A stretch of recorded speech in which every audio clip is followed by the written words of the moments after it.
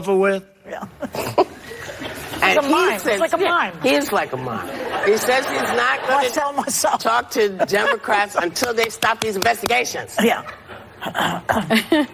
You know, I think for me, what was so infuriating is that was one of his huge campaign promises in 2016 was infrastructure spending. And anyone that drives anywhere in this country knows that we really need better bridges and highways.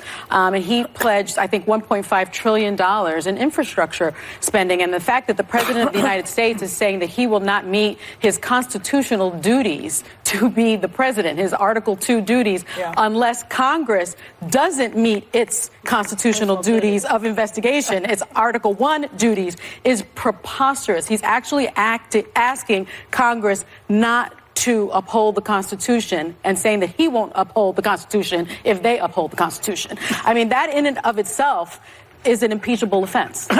That in and of itself, what he's requesting. It's kind so there you have it. Yeah. Yeah. Did we see her say she's going to cover up? Sorry? What did Nancy say that he was doing a cover-up? She feels he's doing it. Because then he said, I don't do cover-ups. Yes, he did. I wish my stand-up act was as funny as that line. Because, I mean, let me count the ways. His high school grades, his taxes, his financial records, his conversations with Putin. Are these the things he's covering up? Yeah. Okay. His hush money payments are all cover-ups. Okay. Yeah. Think of Stormy Daniels. He paid Michael Cohen paid her money. We're going to talk about that too. Yeah. But what anybody else? The migrants. The kids. The separation of families. His whole administration is one big cover-up.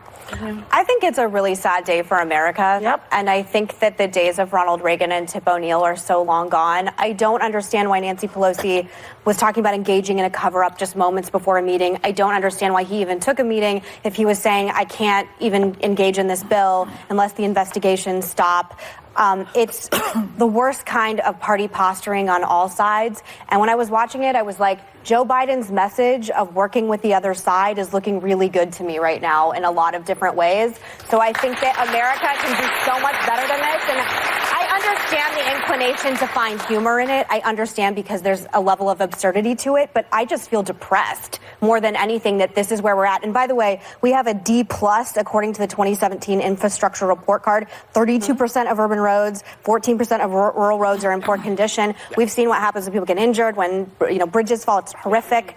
So we're talking about like people's lives at stake. So maybe a little less humor and a little more work on at everyone would be Where's nice. the humor? Where's the humor? They're not funny. No, I think that there's this level of humor involved in like, he's an idiot. He's getting nothing done. He is ridiculous. I just can't find the humor in it right now. I don't find it funny. I'm actually outraged. I'm outraged that the president of the United States is telling Americans that he is not going to do his job. Well, but this should not come as a surprise. Does its job. It's not. This is not a surprise. I mean, we've been... Can I say something really quick?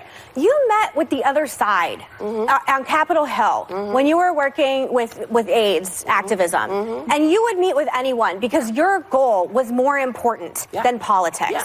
Why is the spirit of what you used to do with Ted Kennedy and many different politicians, why is that gone now, Whoopi? I'll tell you. I think because people forgot that our message and the message of many people who go in front of Congress is not for our own edification, it's for the betterment of the nation. And if you lose sight of why you're there to make the country run better. You're there to make sure that American citizens who bust their behinds every day just to get a paycheck out, to get their kids to school, who are trying to have a good life, they are looking to you for you to help. So if I can go and I sit with Teddy and I sit up with all these folks and say, listen, we got to do something. We got a homeless problem that affects everyone.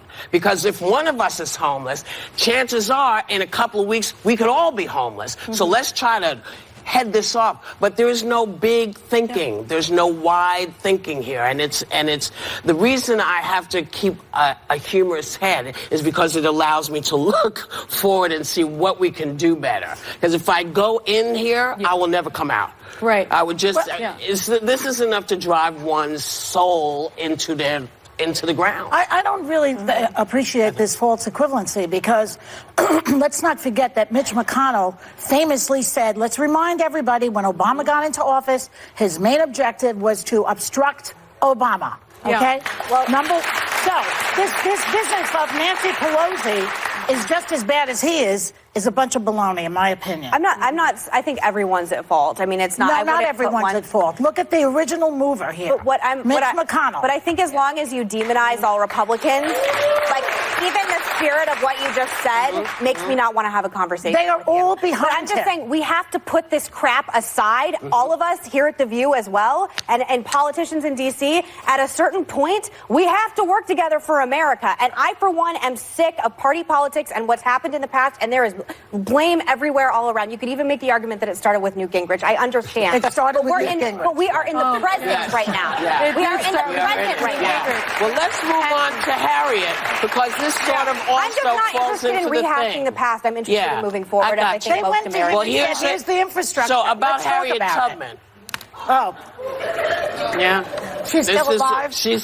Well, she was until they knocked her off again. Yeah. So the Treasury Secretary, So little Stevie Mnuchin, said he's going to postpone the Obama-era initiative to put abolitionist Harriet Tubman on the $20 bill by the year 2020. He's pushing it to 2028. Yeah. And he says it's over concerns about, counterfeiting and security issues.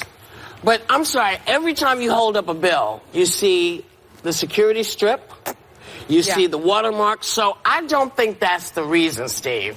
No. I think you're not being... I don't think the American public believes him either, for whatever it's worth. Well, wasn't this one of the things that Obama wanted to do? This is one of the things Americans wanted to have done. They voted overwhelmingly. People voted for it. Can we not make this political on either measure. side? Because, like you said, this was something that was overwhelmingly supported on both sides. Yeah. She's an American icon who is... This is not a Republican problem. This is Trump and Mnuchin. Yeah, this is them in particular. This is in particular, and I thought what was fascinating is he did try to blame this on this issue of counterfeit bills.